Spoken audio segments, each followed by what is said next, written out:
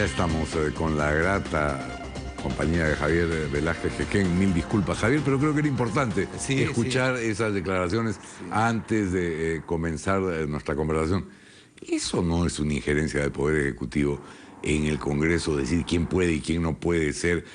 Yo no sé si son razones justificadas o no, pero no le corresponde al Ejecutivo decir quién puede y quién no puede ser presidente del Congreso. De verdad que no había visto la entrevista, pero los términos que lo ha planteado la primera dama es una injerencia de verdad inaceptable, porque si ella lo dijera como presidenta del Partido Nacionalista, lo dijera en su local partidario, pero que lo diga al Palacio de Gobierno y que diga que el presidente ya ha fijado una posición, ahí hay un usufructo de una función que no le corresponde. Eso debió decir el primer ministro, pero además, aunque lo haya dicho el primer ministro o ella, es una intromisión en una institución que estamos buscando que recupere su independencia. La separación de poderes es la base de... Pero hay un antecedente. El año pasado, 10 parlamentarios salieron de esa bancada justamente por la imposición de ella al actual presidente del Congreso. Y eso es lo lamentable porque tú has sido parlamentario, Guido. Ahí la correlación de fuerzas son las que en última instancia definen los temas, qué temas se aprueba, qué no.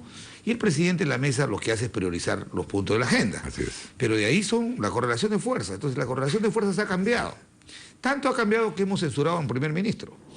Pero es así. O sea, hay que el gobierno lo primero que tiene que aprender es a procesar este tipo de cambio en la correlación de fuerzas y más bien entender que ahora lo que persigue la oposición es, oye, vamos a recuperar la autonomía, vamos a coordinar fluidamente, seríamos irresponsables si queremos conducir la mesa para ponerle piedras en el camino al gobierno del presidente Humala. Lo que queremos es que haya neutralidad, que no haya que no se vea el Parlamento como una mesa de partes o un apéndice del Poder Ejecutivo, como hasta ahora ha sido, pero la institución que refleja en toda sociedad el valor auténtico de la democracia es el Parlamento.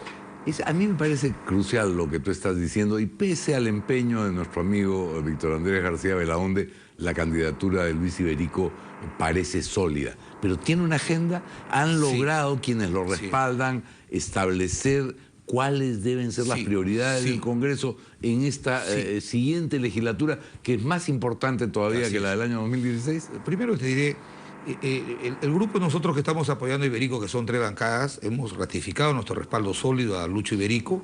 Consideramos que no podemos responder ofensas. Hace 15 días se dijo que era un testaferro del fujimorismo y del aprismo.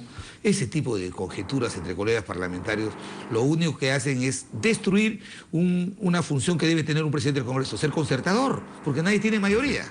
Entonces lo que están buscando en el gobierno es tener un presidente del Congreso que enfrente a la oposición, cuando lo que deberían hacer este año es persuadir a la oposición para en temas de Estado trabajar en forma conjunta como lo hemos hecho en las facultades delegadas, como lo hemos hecho en las confianzas que le hemos dado a Cateriano. Habría que preguntarle a Cateriano si el APRA o alguien le pidió algo a cambio de darle la confianza, no. Entonces, sí hay una agenda, Guido, y lo ha dicho el candidato de la oposición al Congreso.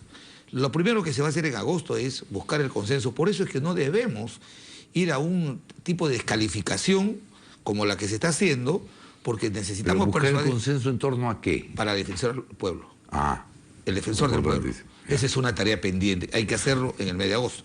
Segundo, en octubre, a fines se debe convocar a las elecciones. Es necesario abordar la reforma política planteada por los organismos electorales. Y eso tiene que hacerse antes de octubre, porque si no ya o sea, tú no puedes dar normas después de que se han hecho la convocatoria, porque no puedes cambiar la regla de juego. ¿Cierto? O tendrían vigencia para las siguientes elecciones. Y te digo lo siguiente, esto no es una propuesta unilateral de Iberico, lo han consensado las fuerzas políticas y muchos de estos aportes lo ha dado Dignidad y Democracia, que alcanzó, cuando se le hizo la invitación institucional, alcanzó un conjunto de propuestas que en el 90% consensuamos. Por ejemplo, recuperar la autonomía e independencia del Parlamento, ser un facilitador y coordinador con el Poder Ejecutivo de todas aquellas políticas públicas que el Ejecutivo plantea en el Congreso que vayan en beneficio de los peruanos, garantizar la neutralidad del gobierno en este proceso electoral para seguir dando los ejemplos anteriores que se han dado con los gobiernos pasados. Entonces sí hay una agenda, pero para lograr que eso se cumpla, tienes que promover consenso. Tiene que haber un presidente del Congreso que deje de ser lo que queremos reemplazar. La presidenta del Congreso, Ana María Solórzano, por su inexperiencia, hizo que la presidencia del Congreso estuviera al servicio de la bancada nacionalista y del gobierno. Entonces, un presidente del Congreso tiene que saber entender cuál es mi correlación de fuerzas. He llegado a ser presidente con votos prestados, en base a una agenda y no en base a mí. Entonces yo tengo... Ahora, esa fragmentación parlamentaria es algo que habría que evitar en el futuro y quizás se pueda hacer a través de alguna de estas reformas. ¿Cuál de las reformas electorales priorizarías tú? No lo estoy preguntando ya al congresista. Yo priorizaría la eliminación del voto preferencial, pero tal y conforme está viniendo al Pleno es inaceptable. Lo que hay que hacer es, y yo lo he planteado en el proyecto de ley, hay que llevar obligatoriamente la democracia interna a los partidos. Ahí se debe ejercitar el voto preferencial, pero los procesos electorales de los partidos electorales de los partidos políticos tienen que tener dos características: que sean organizados por los organismos electorales, sus resultados sean vinculantes, y además, para fortalecer un sistema de partidos, que el día del proceso de las primarias sea el mismo día para todos los partidos. Ahí podemos ver qué partidos son membresías, qué partidos solamente son clichés. Buen punto. ¿No? Entonces, o sea, no solo democracia interna supervisada por los organismos electorales, sino resultados vinculantes y simultaneidad en la elección. Evitas el transfugismo. Ahí verás qué partidos verdaderamente tienen adherentes y militantes que votan por sus autoridades. Si se da este procedimiento, ya no necesitamos el voto preferencial. ¿Sabes por qué? Porque en lo que sí estoy de acuerdo con los organismos electorales es que 2.900 candidatos que van por todos los pueblos pidiendo votos, ofreciendo carreteras, hospitales.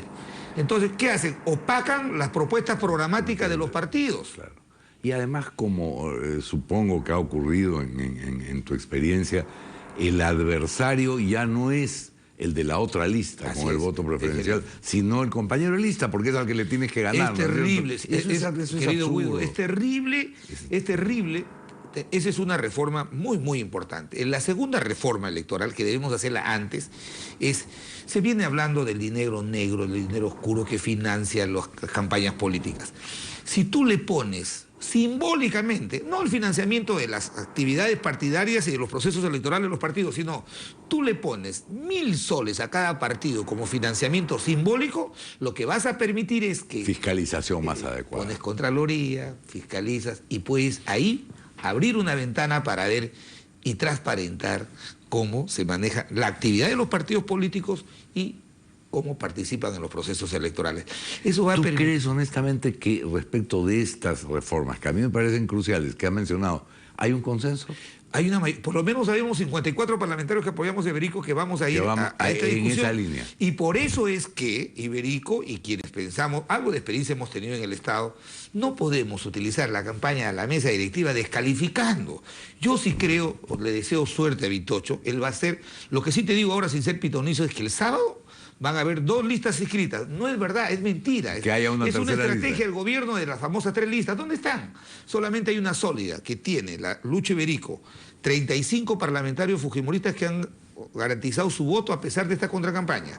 Nosotros que somos 9, 44, 7 de APP, PPC, 51. El partido del Pastor Lay, su voto de él, el voto de Cecilia Taid y el voto de Rogelio Cáñez. Tenemos 54 votos, nos faltan 9. Hay 3 vicepresidencias que le hemos ofrecido dignidad y democracia. Hay parlamentarios que tienen la disposición de apoyar a Lucho. Lo que hemos querido hacer como bloque de oposición responsablemente es proponer institucionalmente a las bancadas, no perforarlas, para evitar ese tipo de componendas oscuras bajo la mesa. Y creo que el domingo va a ganar la democracia, porque el Parlamento tiene que dar una muestra de que si la correlación de fuerzas ha cambiado.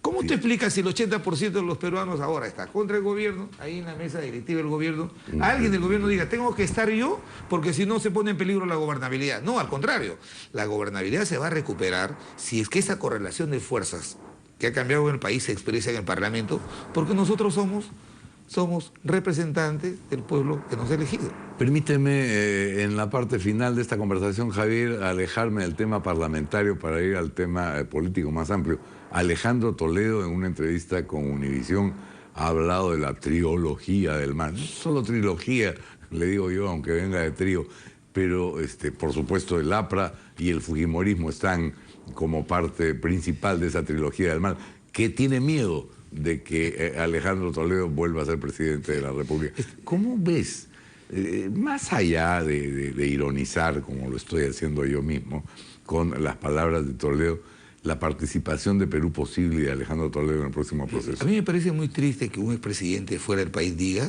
y la verdad que cada vez se enrede más. Mira, si tú ves bien la entrevista, él ha dicho ayer algo que no sabía el Perú, que Maisman con su suegra, la señora Eva Son parientes. Son parientes y muy cercanos, Sí. Y por eso deciden hacer negocios. Sí. Primera vez que nos enteramos en la, es terrible, en la Guido. 12ª versión. Y segundo, pues... Que le pregunten a mi suegra. El Perú no le va a creer, pues, que la señora Keiko o Alan le dijeron a su suegra que compre una casa en las gasolineras de 4 millones de dólares o una oficina. Bueno, en fin, ya lo explicará en el proceso. No hay que adelantar juicio, es un adversario político. Yo creo que este tipo de errores él los cometió en la campaña y por eso no entró a la segunda vuelta del 2011.